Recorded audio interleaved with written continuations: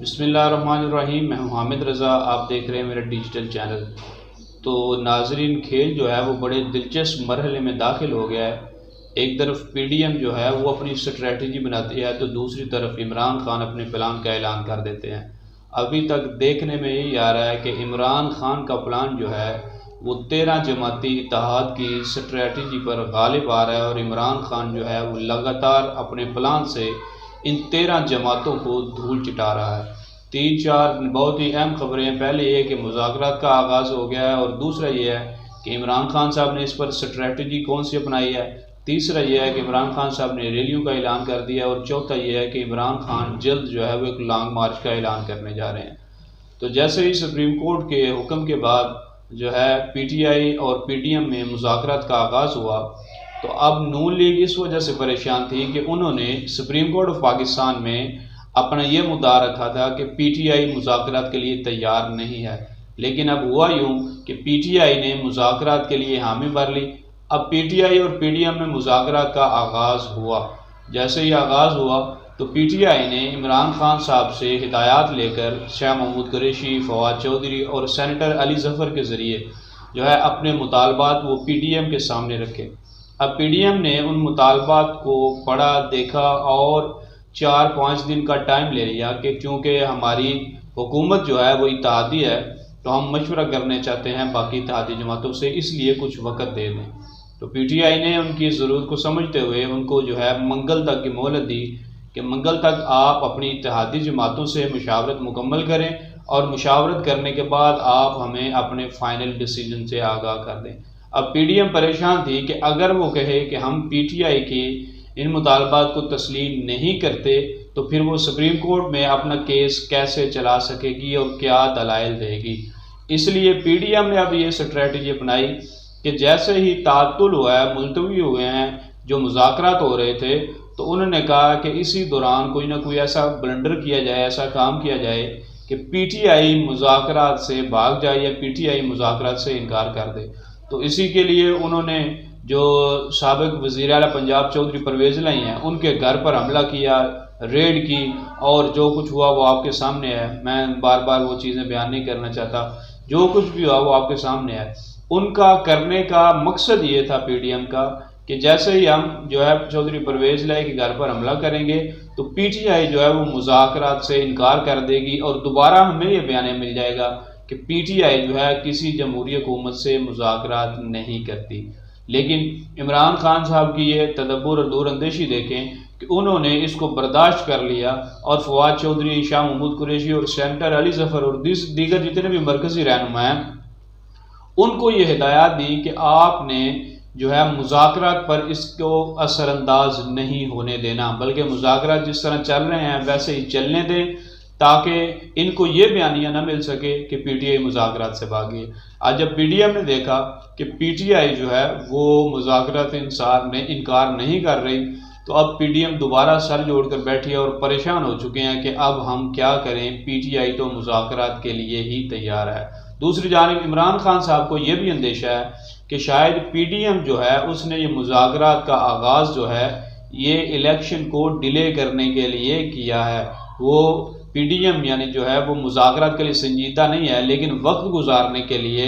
جو ہے انہوں نے صرف مذاکرات کا آغاز کیا ہے۔ تو اس تاثر کو زائل کرنے کے لیے کہ اگر مذاکرات ناکام ہوئے تو جو ہے وقت ضائع ہوگا، عمران خان صاحب نے بہت ہی زبردست اسٹریٹجی اپنائی ہے، اور وہ یہ کہ عمران خان صاحب نے 1 مئی کو 3 بڑی ریلیوں کا اعلان کر دیا ہے۔ ان میں 3 بڑی ریلیوں میں ایک ریلی پشاور میں ہوگی، دوسری اسلام آباد میں ہوگی، اور تیسری جو ہے وہ لاہور میں ہوگی، جس کی قیادت خود عمران خان کریں گے۔ اب ان ریلیوں کے انعقاد کے فوراً بعد عمران خان صاحب جو ہے انہوں نے ان ریلیوں میں شاید اعلان کر دیں، یا کیونکہ فیصلہ تو ہو چکا ہے کہ اگر پی ڈی ایم کے ساتھ مذاکرات جو ہیں وہ ناکام ہوتے ہیں تو اس صورت میں پی ٹی آئی نے دوبارہ لانگ مارچ کرنا ہے۔ بہت بڑی خبر میں آپ کو دے رہا ہوں کہ عمران خان صاحب نے اپنے مرکزی رہنماؤں سے اس بات پر مشاورت مکمل کر لی ہے کہ اگر پی ڈی ایم نے ہمارے مطالبات تسلیم نہ کیے اور جو ہے ان مذاکرات کو الیکشن کو ملتوی کرنے یا الیکشن میں تاخیری حربے کے طور پر استعمال کیا، تو عمران خان صاحب جو 1 مئی کو ریلیوں کا سلسلہ شروع ہونے والا ہے، اس کا دائرہ کار بڑھاتے ہوئے ایک بہت ہی بڑے لانگ مارچ کا اعلان کرنے جا رہے ہیں۔ اور یہ میری خبر نہیں ہے بلکہ فواد چودھری صاحب نے خود ٹویٹ کر کے اس بات کی تصدیق بھی کر دی ہے کہ اگر پی ڈی ایم نے مذاکرات نتیجہ خیز نہ کیے تو پھر ہم جو ہے اس 1 مئی کی ریلیوں کے بعد بہت بڑے تاریخی لانگ مارچ کے لیے بالکل تیار ہیں۔ تو اب پی ڈی ایم جو ہے وہ دوبارہ تناؤ کے شکار ہو گئی ہے اور دوبارہ ان کو پریشانی یہ بڑھ گئی ہے کہ اگر ان مذاکرات کا کوئی نتیجہ نہ نکلا تو عمران خان صاحب دوبارہ جو ہے وہ لانگ مارچ کی کال دیں گے۔ اور یہ میں آپ کو بتا دوں کہ پہلے جو 2 لانگ مارچ ہوئے ان میں کچھ نہ کچھ اسٹریٹجک کمزوریاں تھیں پی ٹی آئی کی، کیونکہ ان کو پتہ نہیں تھا کہ یہ جو ہے امپورٹڈ حکومت جو ہے یہ کتنے اونچے ہتھکنڈوں پر اتر سکتی ہے اور کتنا گر سکتی ہے اس لانگ مارچ کو روکنے کے لیے۔ لیکن اب اگر لانگ مارچ کا اعلان کیا جاتا ہے تو چونکہ عمران خان صاحب اور پی ٹی آئی کی مرکزی قیادت جو ہے وہ ان تمام باتوں سے آگاہ ہیں کہ یہ حکومت لانگ مارچ کو روکنے کے لیے کس حد تک جا سکتے ہیں، اسی لیے لانگ مارچ کی جو بھی اب اسٹریٹجی پلاننگ کی جائے گی وہ ان باتوں کو دیکھ کے ان کو سامنے رکھ کے کی جائے گی کہ آیا ہمارا یہ لانگ مارچ کس طریقے سے جو ہے وہ سیفلی اسلام آباد پہنچے گا۔ اور اب میں آپ کو بتا رہا ہوں کہ جس وقت عمران خان صاحب جو ہے اس وقت جس نیج پر ہیں جس پاپولیرٹی پر ہیں، اگر انہوں نے لانگ مارچ کا اعلان کیا اور ایک خوب بہترین پلاننگ کے ساتھ اعلان کیا تو حکومت کے لیے بہت ہی زیادہ مشکلات کھڑی ہو جائیں گی، کیونکہ آئندہ مہینے میں جو ہے اس حکومت نے اپنا بجٹ بھی پیش کرنا ہے، اور بجٹ پیش کرنا حکومت اب یہی چاہ رہی ہے، وہ عمران خان صاحب سے صرف اتنی مہلت مانگ رہی ہے کہ ہمیں یہ مہلت دے دیں کہ ہم بجٹ پیش کر سکیں۔ لیکن عمران خان صاحب اس پر بھی راضی نہیں ہے، کیونکہ ان کو پتہ ہے کہ اگر ان کو 1 مہینے یا 1.5 مہینے کا ٹائم بھی دے دیا تو اس نے دوبارہ جو ہے تاخیری حربے استعمال کر کے الیکشن کو زیادہ دیر تک ملتوی کرنے کی کوشش کرنی ہے۔ تو اب عمران خان صاحب کی یہ اسٹریٹجی بالکل سامنے آ چکی ہے۔ اب وہ آپ یہ خیال کر لیں کہ وہ 13 جماعتی اتحادی ٹولہ جو ہے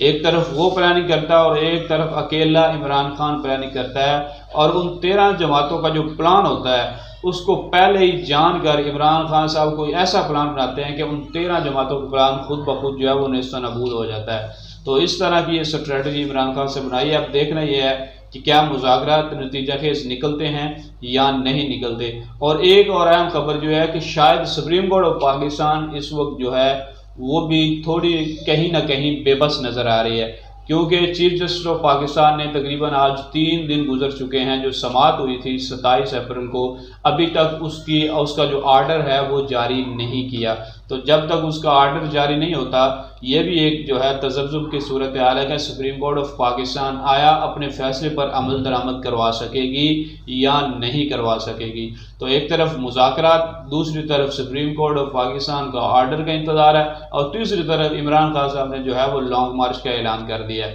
اب دیکھتے ہیں کہ سپریم کورٹ کا آرڈر کیا آتا ہے، مذاکرات کا نتیجہ کیا نکلتا ہے، اور تیسری اور سب سے اہم خبر یہ ہے کہ عمران خان صاحب نے جو ریلیوں اور لانگ مارچ کی پلاننگ کی ہے اس میں کس حد تک کامیاب ہوتے ہیں۔ اللہ تعالیٰ آپ کا اور میرا اور پاکستان کا حامی و ناصر